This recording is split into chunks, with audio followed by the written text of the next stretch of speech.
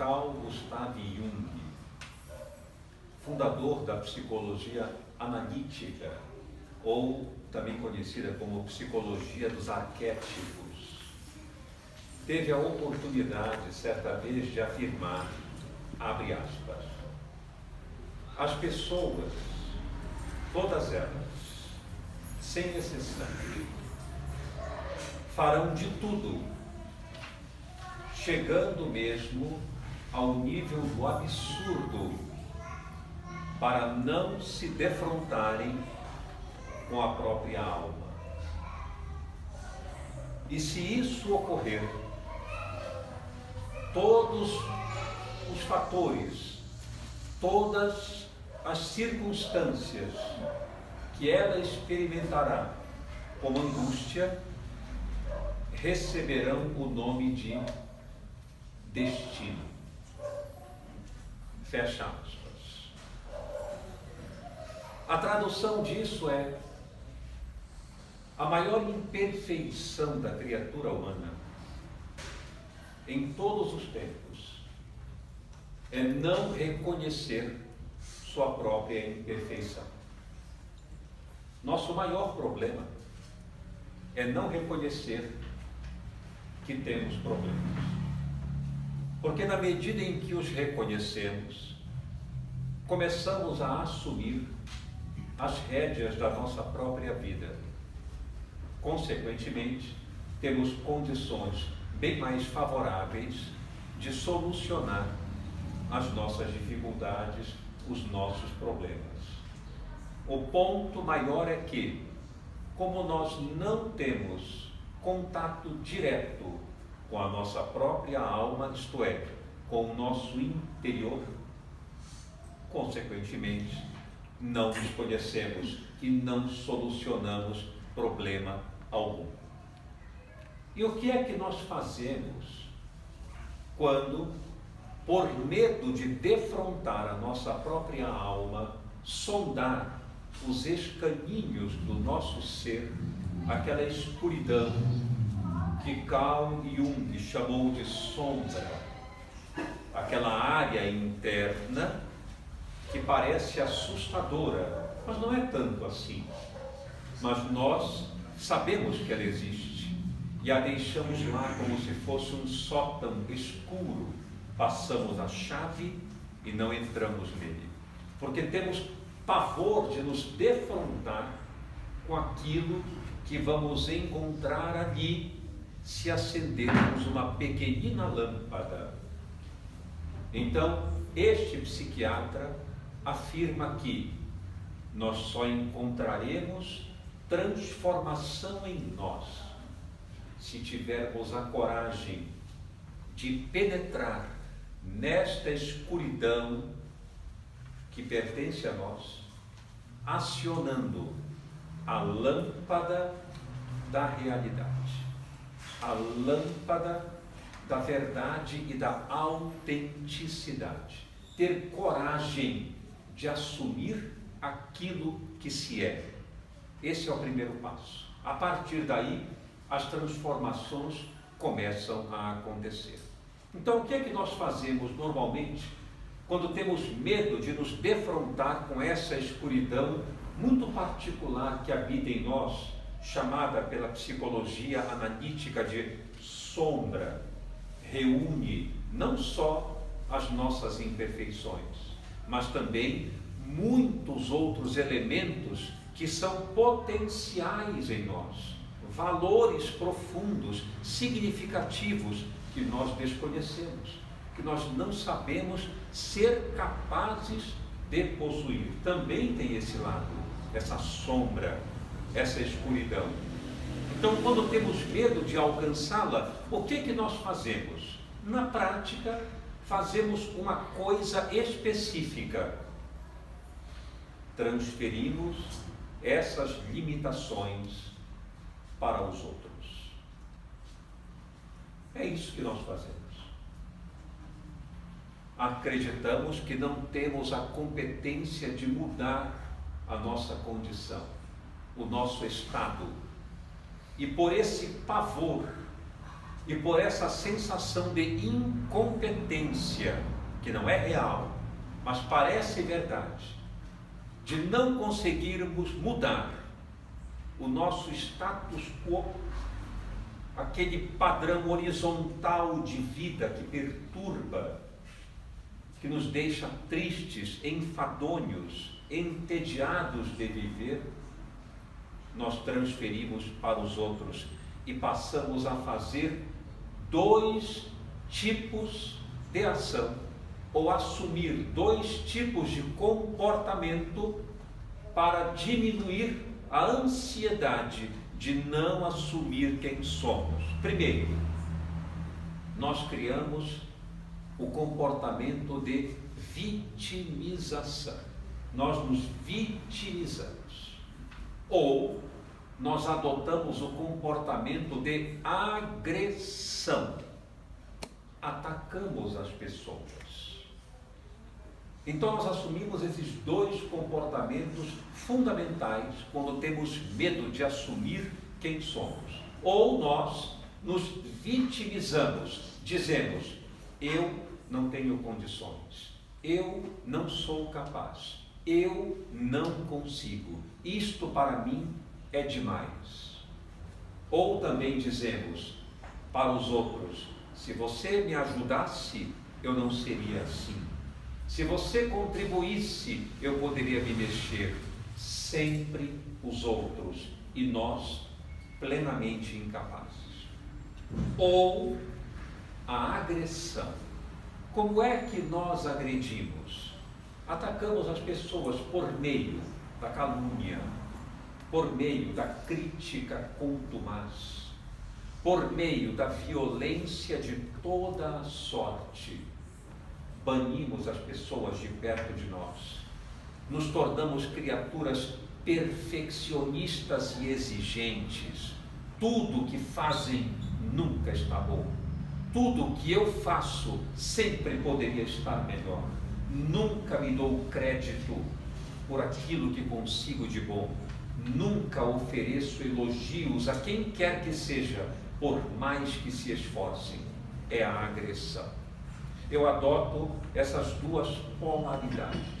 Portanto, quando eu me vitimizo e quando eu sou agressivo, eu mostro, no fundo, que não me conheço, que não dou conta do que há no meu interior para a grande transformação pessoal, a fim de que eu seja mais feliz, mais alegre e mais produtivo na minha existência.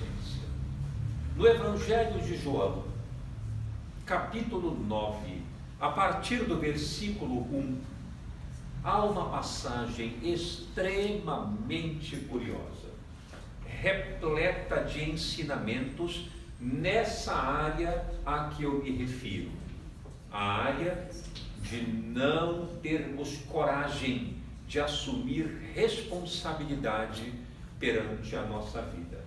Eu vou fazer uma breve narrativa aqui, fazendo também uma ponte com alguns esclarecimentos do ponto de vista psicológico, para que nós possamos sair daqui conhecendo um pouco mais como nós operamos quando temos pavor de encontrar aquilo que somos. Jesus caminhava por uma rua, junto com alguns discípulos, quando, encostado, sentado em um muro de pedra, ele se depara com um cego de nascença.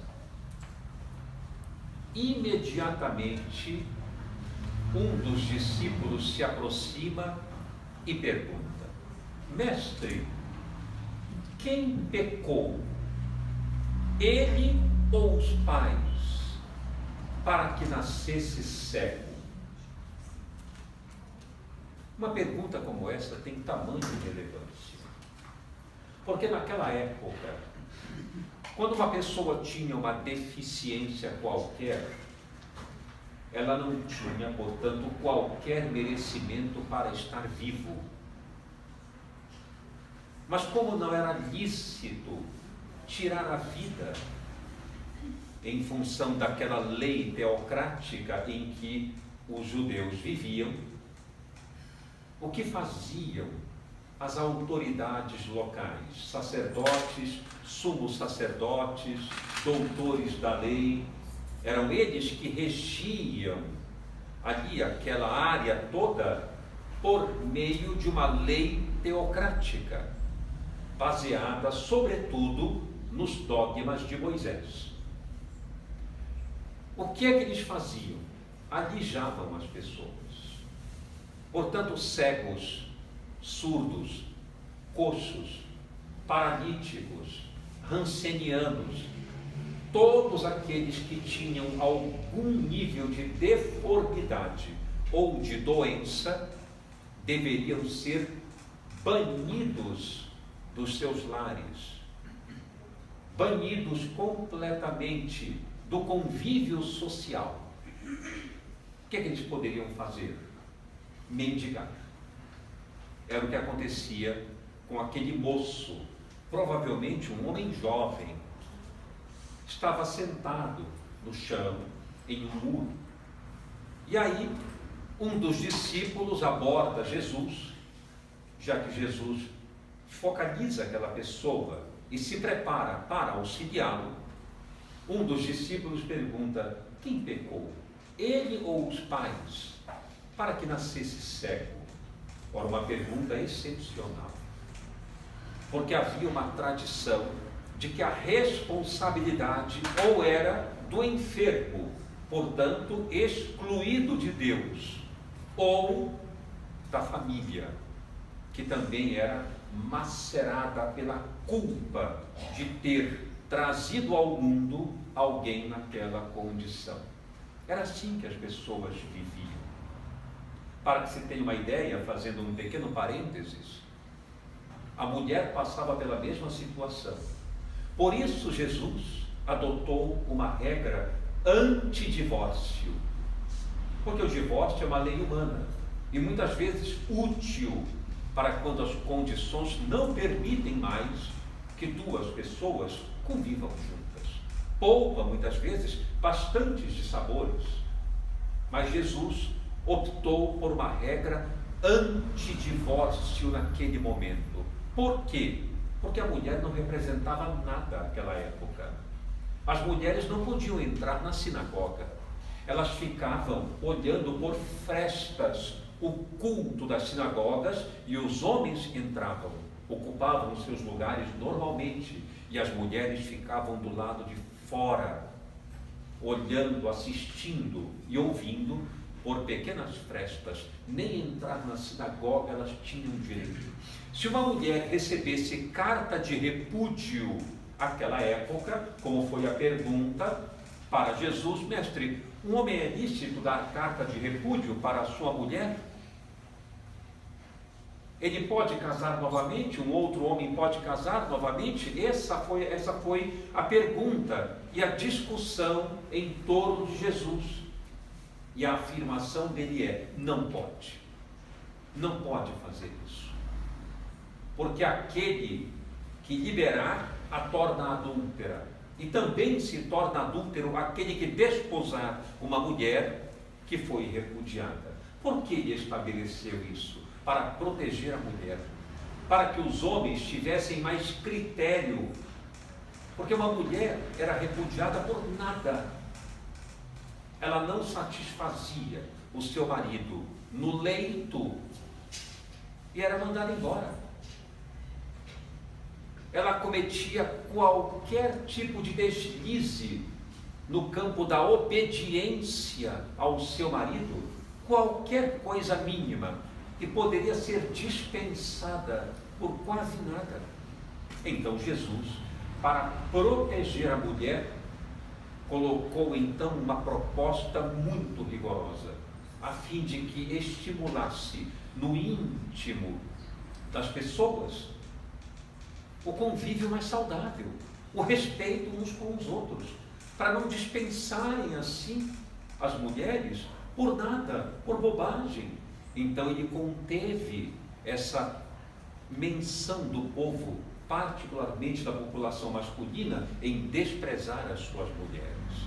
Então Jesus ouve aquela pergunta, achando muito curiosa, e responde de uma maneira providencial. Ele disse: ninguém pecou, nem ele e nem os pais. Mas isso aconteceu para que as obras de Deus se cumpram. Olha que resposta fabulosa. E não é assim que nós agimos ainda no dia a dia hoje? É. Nós agimos assim. Quem pecou, ele ou os pais? Todos nós ficamos constantemente procurando culpados para as nossas limitações, para os nossos problemas. Eu mesmo, em trabalho de psicoterapia, vejo isso constantemente. Certa feita, um pai me procurou e disse: eu não consigo externar afeto pelos meus filhos. Eu tenho tanta dificuldade de abraçá-los. Eu preciso fazer uma terapia para tirar essa dificuldade. Meu filho pequeno corre na minha direção quando eu chego, me abraça, eu dou um abraço nele, pronto, já o solto, pronto, papai já não quer mais, chega, e eu não consigo me aproximar, sentar com ele no chão, brincar normalmente, mas eu sei por quê. E eu perguntei por quê? Porque meu pai nunca me abraçou. Não me lembro de ter ficado no seu colo uma só vez. Então ficamos procurando culpados.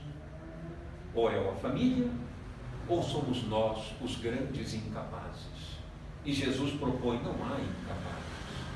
Não existe pessoas incapazes. Não existem pessoas incompetentes. Tudo o que acontece é para que as obras de Deus se cumpram. É para que, portanto, nós extraiamos grandes lições e aprendizados de tudo o que acontece conosco. Ora, se o pai não colocou aquele moço no colo, é porque ele não sabia como fazer, mas lhe deu a vida, lhe deu abrigo, lhe deu alimento, ele estudou, era uma pessoa formada, de nível superior. Se chegou nesse ponto, com certeza houve a contribuição dos pais. Por que não ser grato a isso? Porque vamos no foco da carência, em vez de nos dirigirmos para o foco da abastança, onde tanto recebemos. Então é necessário que tenhamos dentro de nós esse critério fundamental de não procurar nem estabelecer culpados. Criar um clima de perdão e de gratidão por tudo que nos acontece. Ninguém peca. Tudo acontece para que as obras de Deus se cumpram. Quando sofremos uma decepção, imediatamente colocamos a responsabilidade nos outros. Eu sou vítima, os outros são os meus algozes, os meus carrascos, e nós sabemos que não é assim. Todos nós temos limitações e imperfeições que precisamos corrigir.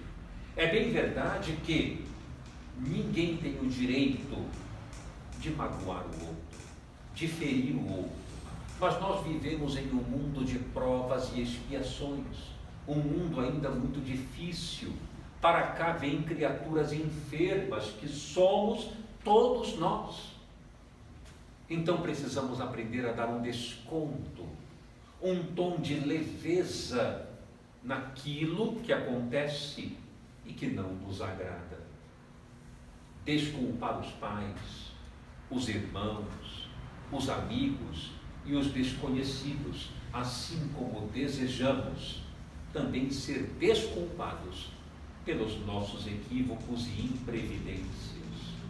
Ora, se aquele moço sabe quanto fez falta os pais o colocarem no colo, por que hoje ele nega para os filhos?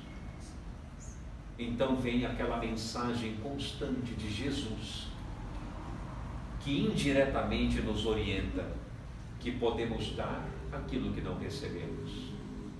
Porque se sabemos da carência, por que negamos? É punição para o outro que não tem a menor culpa em relação ao que padecemos. Trata-se de uma mágoa que bloqueia as nossas grandes aspirações em dar. E isso significa o quê? Que temos medo de confrontar com aquilo que nós representamos.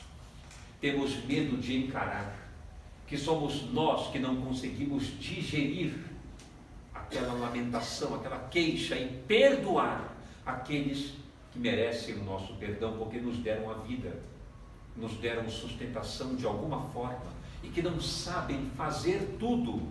Ora, se soubessem, fariam. Se soubessem, dariam, mas não sabem.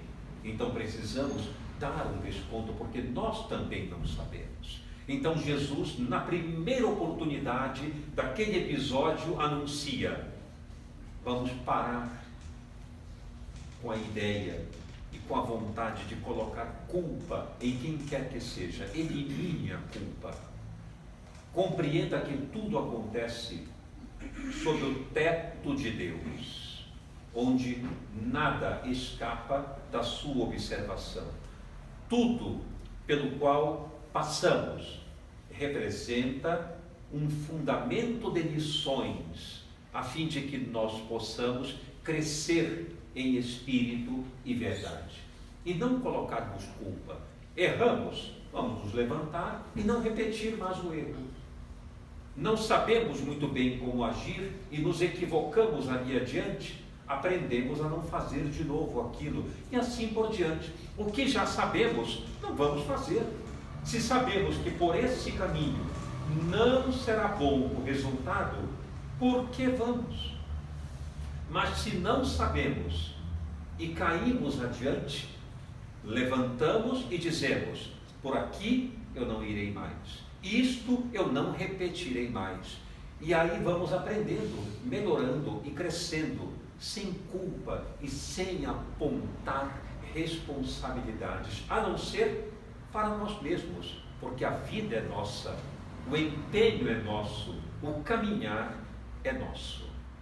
Jesus então se aproxima do moço, abaixa-se, derruba saliva no chão, junta e faz uma lama com a terra e esfrega no olho do rapaz e diz: vai até o tanque de Siloé e lava-te.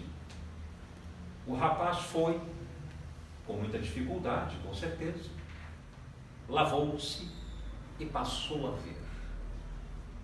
A partir daí, vejam que curioso, depois consultem a passagem, João capítulo 9, a partir do versículo 1.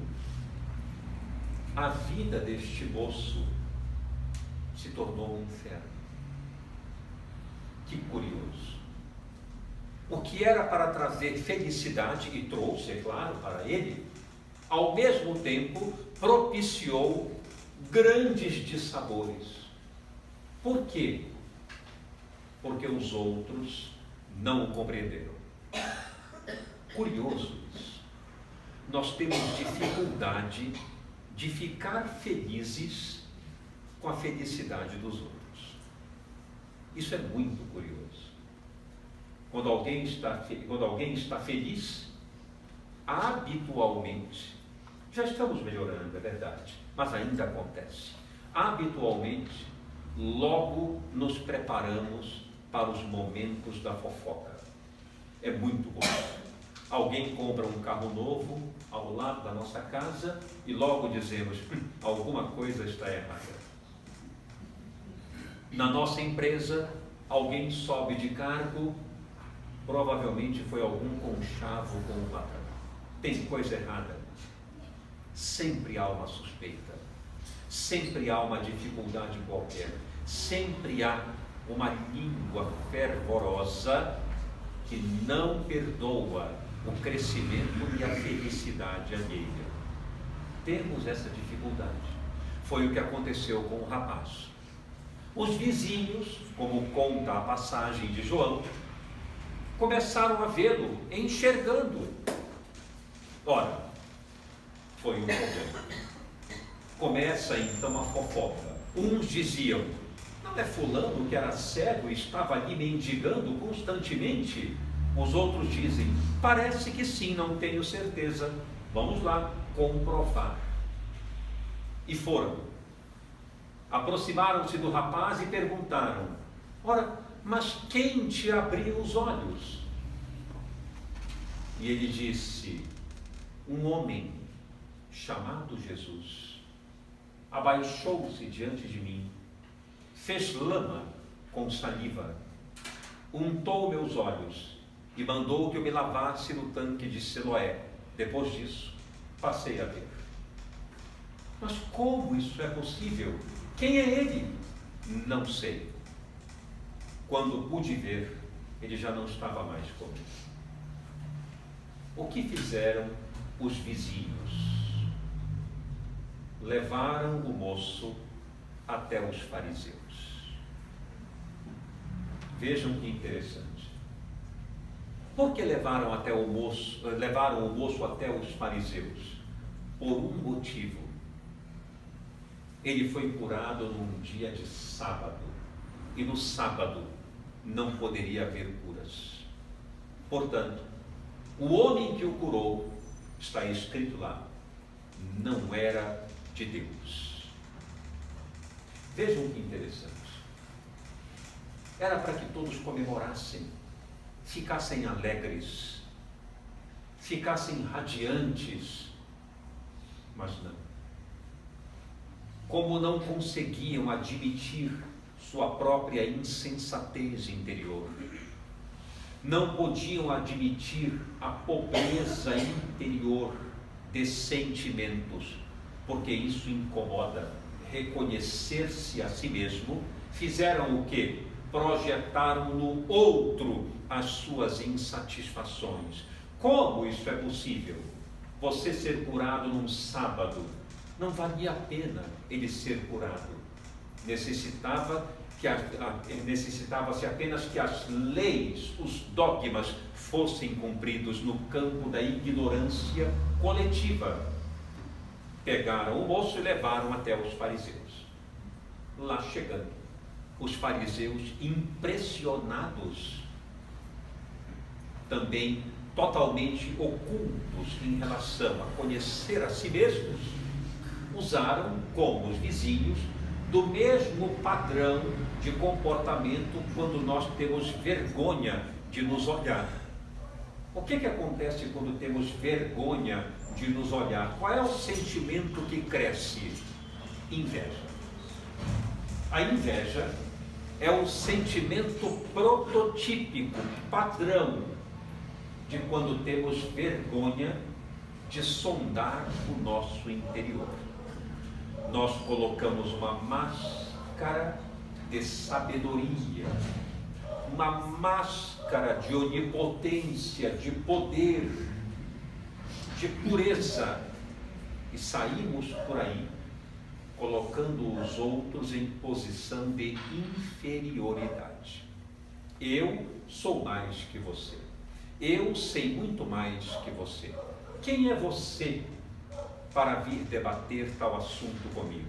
É a máscara do poder ou a máscara da inveja. Quando isso acontece, a pessoa apresenta indiretamente a limitação que tem em se conhecer, em saber de si. Então os fariseus fizeram a mesma pergunta: quem te curou? Quem é este que fez esta obra em ti? E ele repetiu: um homem chamado Jesus se aproximou de mim, fez lama, untou meus olhos e mandou que eu lavasse. Já não aguentava mais explicar. A vida dele se tornou um problema, porque ninguém o valorizava. Ele era cego, era um homem excluído de Deus. Como poderia voltar ao âmbito da sociedade vendo para os outros? Isso era inaceitável, porque a inveja é cruel. Então, os fariseus disseram: mas ele te curou num dia de sábado. Este homem vem de Satanás. Como isso é possível?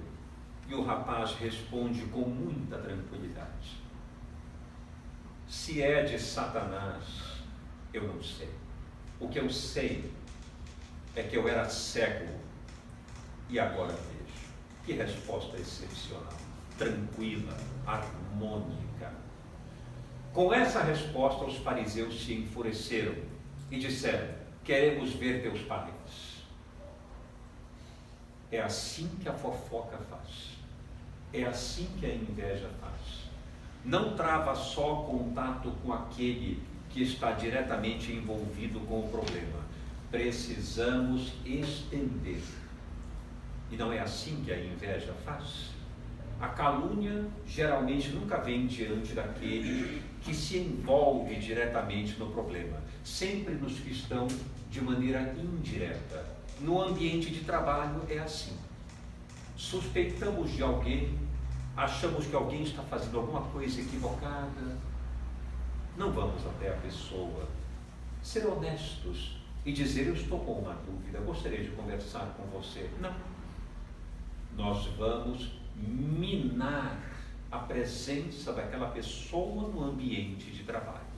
E aí vamos aonde? Nos outros. Viu fulano? Está estranho, não? Está com um comportamento esquisito?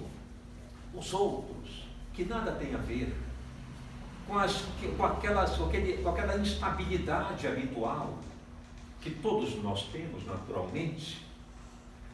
Não percebi. E começam a ter uma ponta, uma pequena esgueira de dúvida em relação àquele, e passam a olhá-lo de uma maneira muito estranha. É a fofoca, é o combustível da palavra inadequada, da inveja que destrói relações, que magoa as pessoas. Então os fariseus foram até os pais. Como teu filho foi curado? Ele não era cego? Era. E como é que ele pode estar vendo? Não sabemos. Os pais não sabiam mesmo. Meu filho era cego, realmente, e mendigava. Mas agora vê. É a única coisa que sabemos. Não sabemos quem produziu esse fenômeno. E por medo dos fariseus, está lá escrito, disseram: ele já tem idade. Por que não perguntais diretamente então a ele? Ele tem possibilidade de dizer. A fragilidade humana é muito grande. Isso demonstra o quanto todos nós somos frágeis e devemos ter muito cuidado quando escutamos coisas ou quando temos a impressão sobre algo. Devemos sempre fazer uma grande avaliação se não estamos sendo duros, cruéis, desonestos com aqueles que estão à nossa volta, para que tenhamos prudência com as nossas ações. Olha os pais do rapaz. Em vez de defendê-los, não, meu filho, graças a Deus, vê. Estamos todos felizes com isso. Para nós é uma grande alegria. Não, não disseram isso, porque tiveram medo. E o medo é o maior antagonista da capacidade de amar. O medo bloqueia, paralisa, faz recuar até aqueles mais preparados. Vejam como é a fragilidade. Nem os pais conseguiram defendê-lo. Então os fariseus voltam para ele, para o rapaz, e mais uma vez questionam. Responde, dizem: dá glória a Deus, está escrito, isto é, nega aquele que te curou. Perante nós, nega aquele homem. E o rapaz: não posso fazer isso. Não sei quem ele é, mas a verdade é que agora eu posso ver. E se ele não vem de Deus, como pode fazer todas essas proezas, dando visão a mim? E os fariseus, completamente irados, disseram: tu és vítima do pecado, excluído de Deus, e vens nos dar ensinamentos. sai-te daqui. E expulsam o rapaz. Quando deveriam ficar felizes com a transformação dele. Quando deveriam aplaudir os benefícios que ele recebeu. Ficar alegres com a sua alegria, mas não foram capazes. O rapaz, expulso daquela região, começou a caminhar e encontrou-se com Jesus em dado momento. Talvez num outro dia, não é descrito isso lá.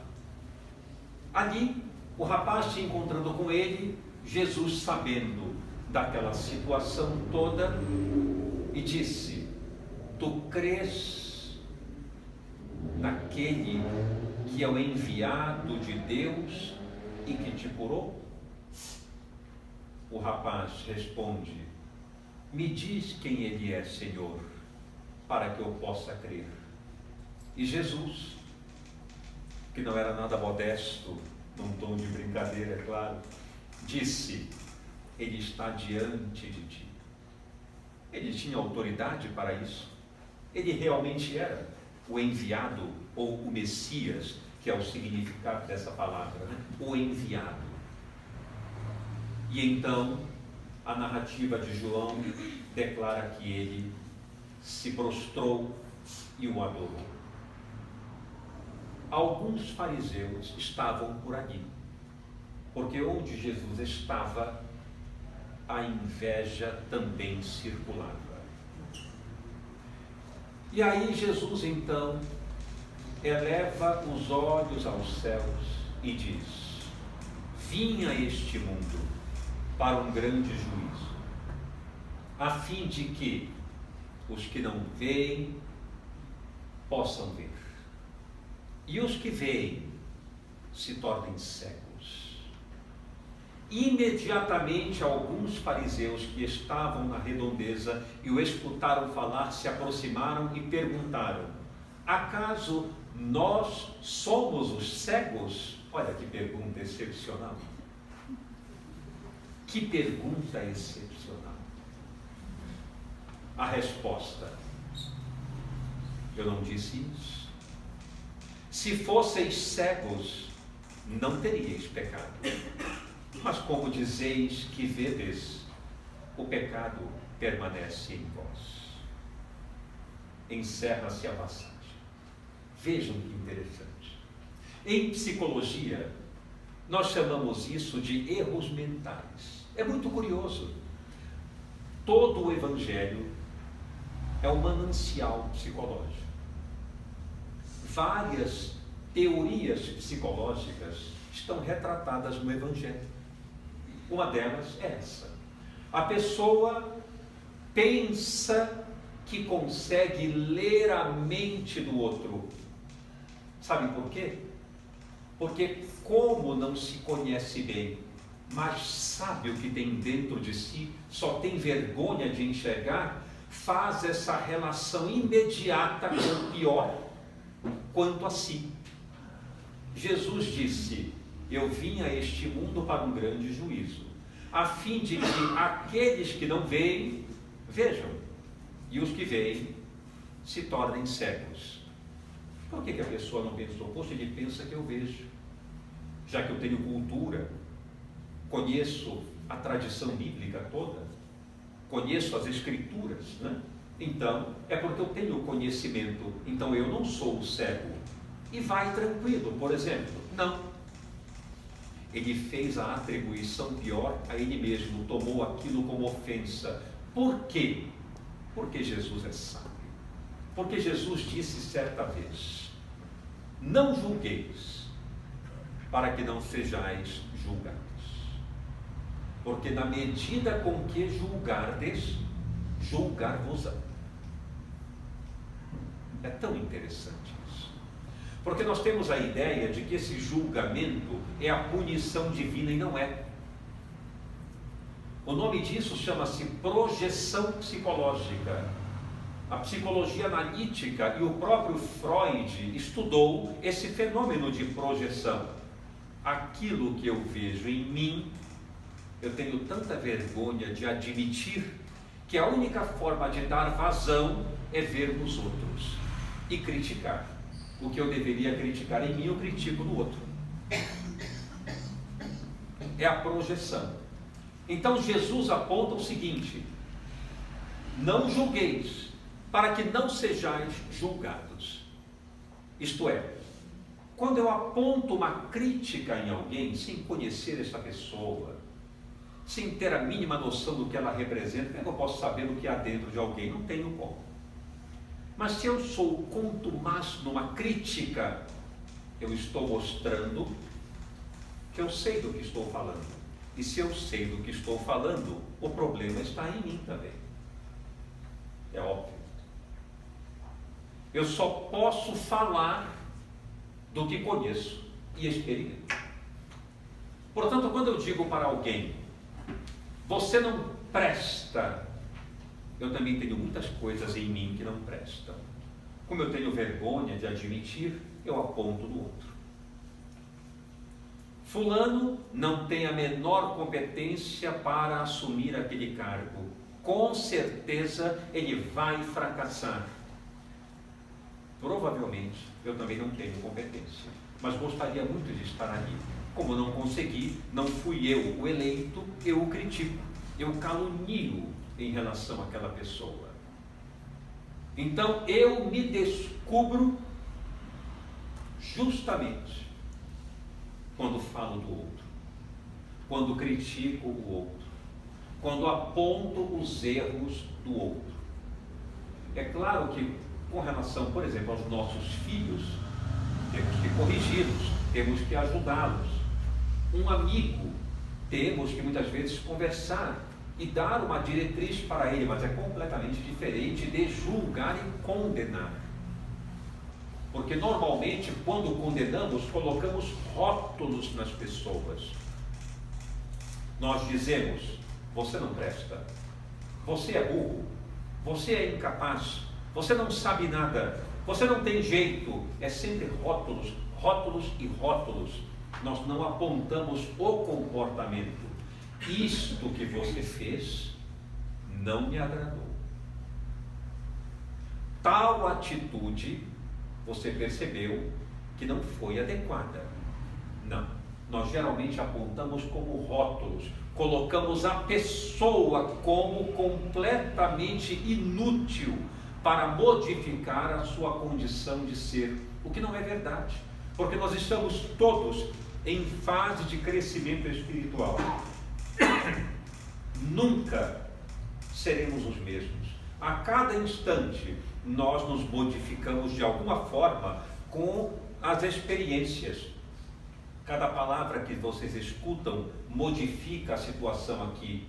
Cada raciocínio que eu tenho para explanar a minha ideia também me transforma, e nós vamos mudando a todo momento. Ninguém é a mesma pessoa, segundo a segundo.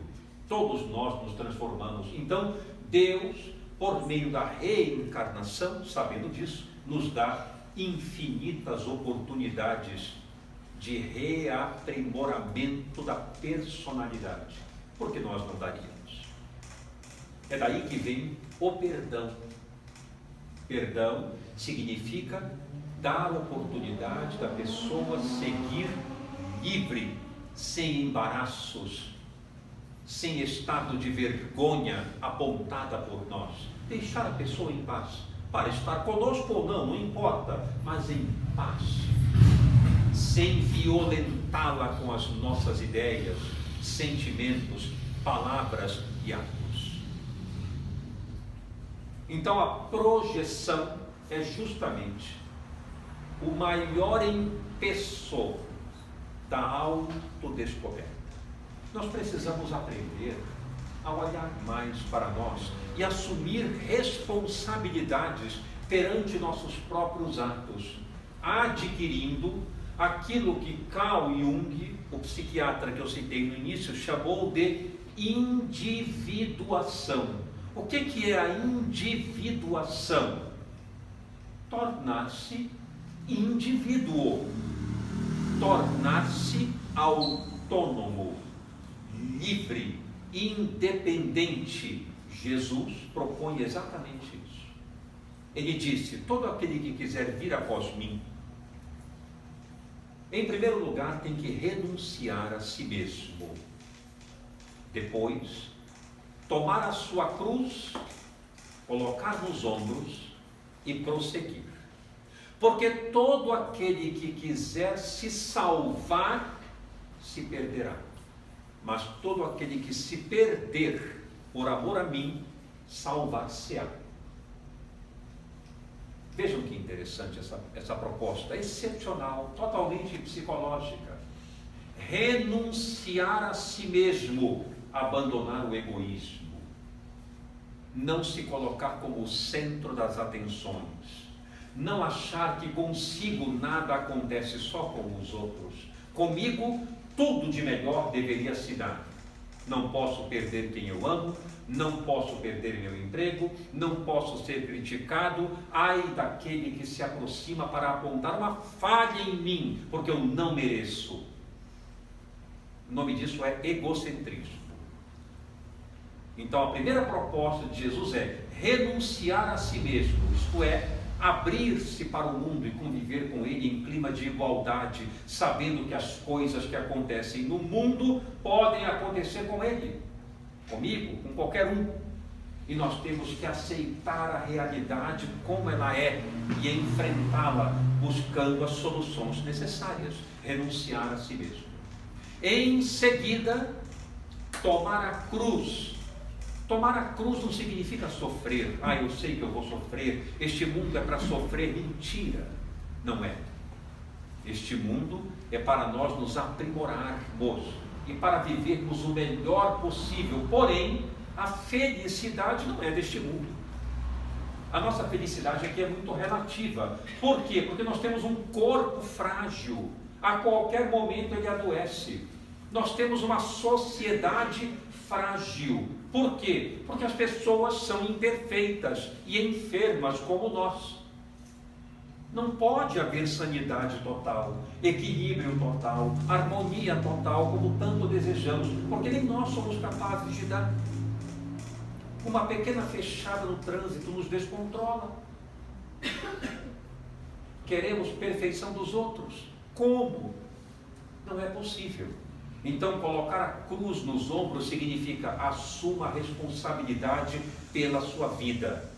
Quando houver algum problema, não jogue no outro, pegue para si. Aconteceu um problema, envolve outra pessoa, mas eu vou pegar a minha parte e vou resolver. Não vou dizer para o outro: você me prejudicou, você me atrapalhou, pobre de mim. Isto é queixa. Isto é vitimização. Aliás, a queixa é uma coisa tão fabulosa no sentido de conforto que a gente não faz ideia. Já repararam como é bom a gente se queixar? É maravilhoso se queixar, porque isso faz com que nós não tomemos decisão alguma. Olha que interessante. Por exemplo, tudo está acontecendo por causa do governo. Todo esse problema é o governo que é responsável. Essa situação do país é porque o governo não sabe nos tratar com decência. Aí o que é que nós fazemos? Fazemos um trabalho mais ou menos. Amamos mais ou menos. Nos relacionamos mais ou menos, ficamos naquele clima de frustração. Sabe o que acontece? É assim: já que o governo faz isso, por que eu não posso fazer? Já que todo mundo mente, por que eu não posso mentir? Já que todo mundo furta, por que eu não posso tirar proveito de alguma coisa? Isso demonstra que nós estamos na mesma condição e não assumimos responsabilidade em nada pela nossa vida. Qualquer um que chegue, faz isso, todo mundo faz, então vamos lá. Eu não. Mas está todo mundo fazendo, mas eu não estou. Porque eu assumo as diretrizes da minha vida, eu é que faço o que eu quero. Eu é que decido como vai ser o meu caminhar. Sou eu que decido. Quando isso acontece, tudo começa a mudar ao redor. Problema do governo, se resolve alguma coisa ou não. Eu estou trabalhando em prol de mim e em prol do meu entorno. Isso é mais importante, porque a queixa é o maior conforto possível para não fazermos nada. Olha que coisa maravilhosa. Está calor, não quero fazer tal coisa. Está frio, não dá para sair. Isso aqui é muito difícil, não dá nem para começar. Olha como é bom a gente se queixar, não precisamos fazer nada, porque fazer dá muito medo. Errar e mostrar para os outros que aqui nós não nos damos muito bem, não acertamos adequadamente, é terrível, porque nós precisamos muito da aprovação dos outros. A pergunta, o que é que os outros vão pensar, representa uma bola de chumbo nos nossos ombros todos os dias. E aí o que é que nós fazemos? Nada, porque temos medo do que os outros vão pensar. Então nada fazemos. Então colocar a cruz nos ombros é assumir responsabilidade sem temer aquilo que vão pensar, se vamos nos enganar, aquilo que não sabemos tão bem, vamos ousar, tentar acertar. Deu certo, repetimos. Não deu, mudamos a rota. Não é tão complicado assim. Porque vamos nos preocupar com o que os outros vão pensar. Quem de nós pode agradar 100% das pessoas? Quem de nós pode agradar uma pessoa 100%? Então não tem alternativa. Ou nós aprendemos a conviver com aqueles que dizem: não gosto muito de você, é problema seu. Eu gosto. Eu, em relação a você, não tenho nenhum problema. Você tem a mim, tenho. É com você. Qual o problema? Nenhum. Nenhum. Jesus deixou isso claro. Não é impuro o que entra pela boca, mas o que sai dela. É uma metáfora. Ele quer dizer que o que vem de fora para nós só tomará proporções gigantescas se nós interpretarmos como um problema gigantesco. Se interpretarmos simplesmente como um problema, é um problema para ser resolvido. Agora, gigantesco já é por nossa conta. Mas o que sai daqui, se não for bom, nós é que vamos arcar. Quando eu sou ofendido, quem se tumultua internamente é a pessoa, não eu. Eu posso ficar triste, mas o problema é dele, do outro. Quando eu ofendo, aí eu vou ter que fazer mirabolâncias aí para poder resolver o problema que já é comigo.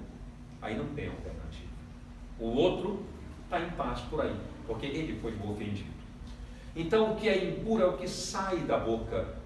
Então os olhares dos outros não têm a menor importância, porque ninguém diz aquilo que eu sou ou o que vocês são. Ninguém diz.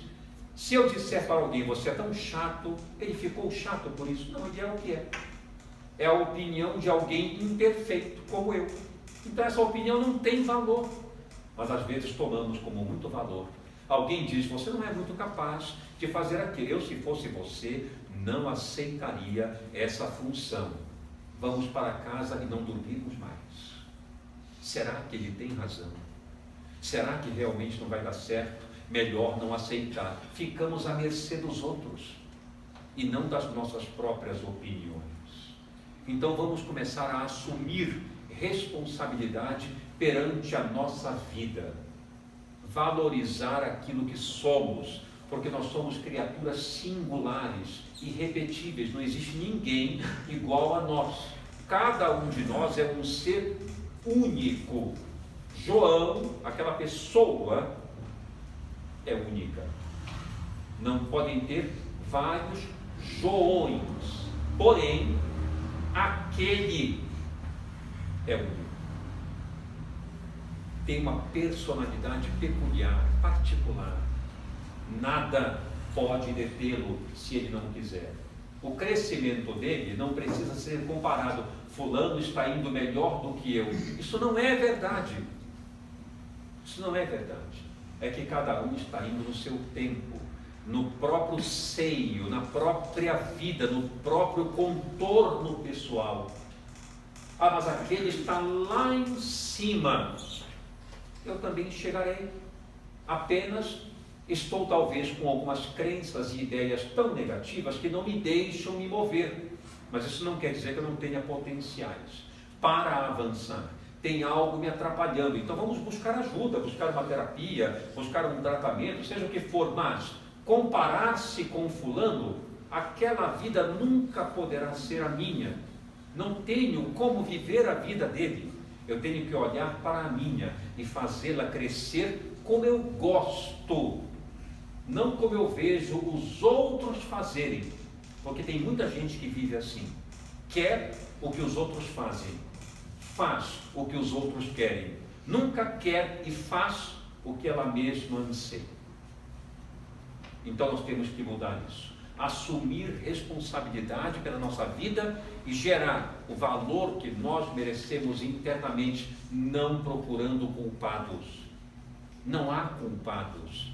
Ah, eu sou um culpado, eu sou um coitado, eu sou incapaz. Isso não existe. É uma criação da nossa insensatez e dos nossos temores de avançar. Eliminemos isso e comecemos a assumir aquilo que somos de melhor. Olhemos para a nossa vida como ela está, vejamos o que falta corrigir, olhemos os pontos fortes e vamos amplificá-los e trabalhar nisso diuturnamente, sem fazer comparações. Quem está na frente, quem está atrás, quem está correndo, quem não está, não importa. Olhemos para a nossa vida e sejamos felizes pelas nossas próprias decisões, sem culpa, sem remorso, sem tristeza, sem tédio, com muita confiança em Deus. Então, que haja paz e luz nos nossos corações. Muito obrigado.